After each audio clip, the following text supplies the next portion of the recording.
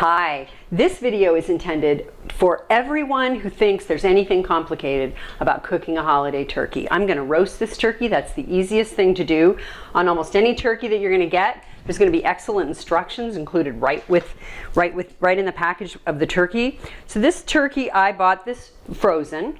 I took it out of the freezer about 5 days ago, put it in the refrigerator. It's 13.5 pounds and it's perfectly thawed right now. So first thing you want to do is get rid of some things that are inside the turkey. You have this big cavity. Oh, and here's a neck bone. And then at the back, in the little cavity, are some giblets. You do not want to cook your turkey with this paper package of giblets in there. Now, I don't stuff the turkey. I make stuffing separately. I think that that's just healthier and so much easier, and your turkey will cook faster. So I have put a little bit of Italian seasoning on this turkey, and I am going to move this turkey into my roasting pan. I've lined the roasting pan, as you can see, with foil and two racks. Just if you have a little a cookie rack or something that you can put just to keep the turkey from hitting the bottom of the pan. So I'm putting this in here like this. This is a really nice sized turkey because it's easy to handle. And I'm going to brush a little more olive oil on there. All right. And I've already put some seasoning on it. I've just used some Italian seasoning. And I'm going to, for the first part of the time that this turkey's roasting, I'm going to cover it with some foil. Now, this turkey doesn't have a little pop-up timer, but I have a really great meat thermometer, so I'm going to test it after about 3 hours at 325 degrees. My oven is preheated, and I'm going to wipe my hands, and I'm ready to put this in the oven. Okay, so the turkey's been cooking for a couple of hours, and what I'm going to do now is pull this out, take the foil off the top, and I'm just gonna use this bubble baster and suck in some of those pan juices and squirt that over the top of the turkey. And that just gives that skin a nice flavor. And then we're going to close up that lid. Our broth that I'm going to use to make gravy is cooking up nicely there. It's just simmering. Okay, when you're cooking a holiday meal, this is kind of crunch time. I'm going to check now to see whether the turkey is done. It's looking pretty nice. I need to check it with my meat thermometer. Have some other things cooking at the top there.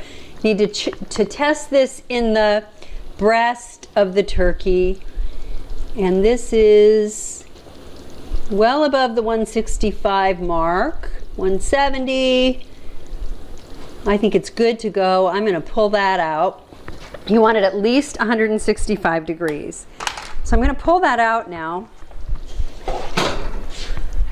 Put it here. And we're going to let the turkey set for a bit, but I'm going to move it to this cookie sheet so that I can start making gravy. Okay, so heavy, there we go. And then I'm just going to let that sit for a bit.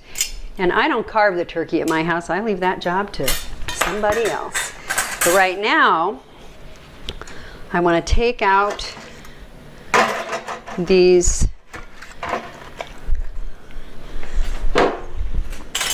and get out the tin foil and really kind of scrape that because I'm going to make my gravy.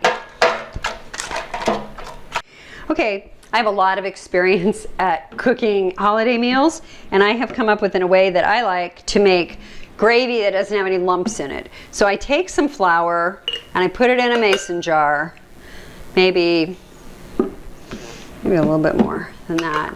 And then I fill that up with the milk that I'm going to use. And then I give that a really good shake so that that flour gets really mixed up in that liquid. That's fun. All right. Okay, so now you see that my pan drippings are boiling, and I'm going to pour in some of this milk and flour that I have mixed together. And I'm going to just pour a little bit of that in and stir it up so that I don't get a lot of lumps of flour in that. And let that really start to boil again.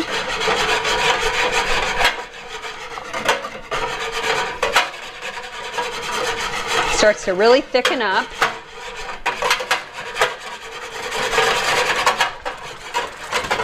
And stir it constantly to get those flour lumps out of there.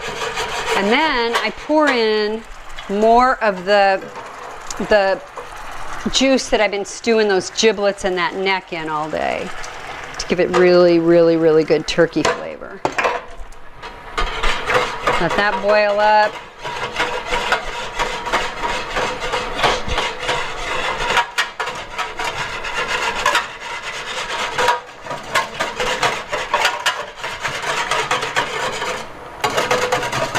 Those lumps out of there. Looks good and it smells good. It smells like good turkey gravy. Gonna add some more of this broth. And I just kept this broth simmering the whole time that I was cooking the turkey. And if that looks too thin,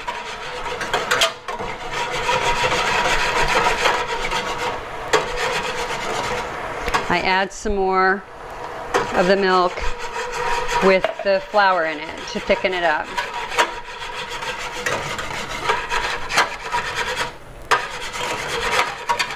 And just let that get to boiling again, and let it maybe turn those two burners to simmer for a bit, and stir that for about 3 minutes.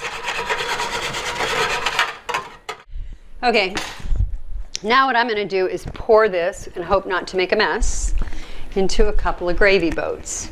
If you're having a big crowd, you want to have gravy boats at both ends of your holiday table. Okay, there, those are good to go. And we'll get this turkey sliced up and we'll be ready to eat. Okay, so here we have kind of your basics for a Thanksgiving meal, and it is not complicated. We have this lovely turkey gravy, cranberry sauce, some sweet potatoes, some mashed potatoes, corn and beans, and I threw together a little stuffing. So happy holidays, and just don't be afraid to cook your own turkey. It's so easy.